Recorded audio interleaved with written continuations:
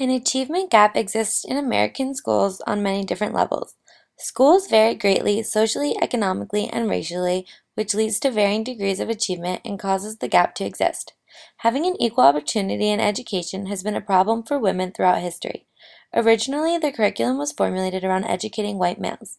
In 1965, the U.S. civil rights legislation extended the ban on gender discrimination to schools and other institutions receiving federal funds.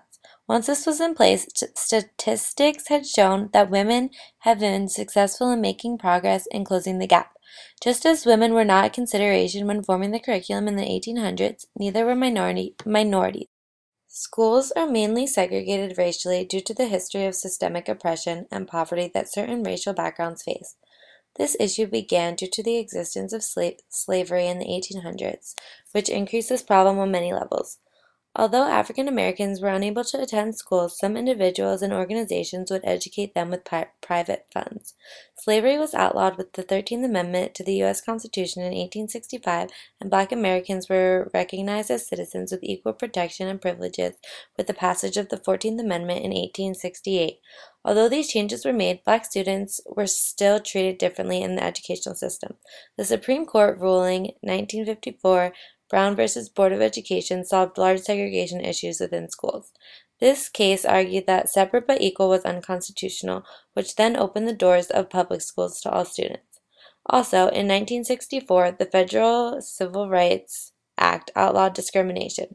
However, since then, progress towards ensuring that all races achieve an equal education has been slow, uneven, and incomplete.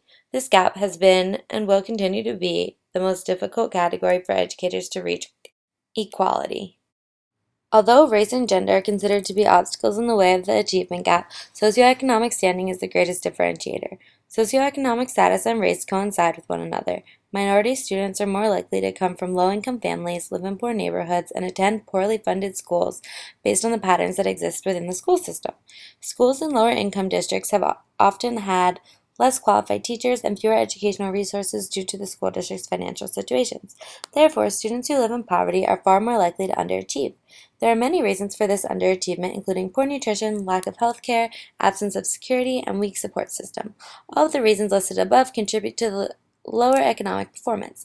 The Elementary and Secondary Education Act in 1965 developed a Title I program created by the United States Department of Education to distribute funding to schools and school districts with a high percentage of students from low-income families. This was passed in hopes of closing the skill gap between low-income families and middle-class families. This issue has confounded educators since the American educational system has become all-inclusive.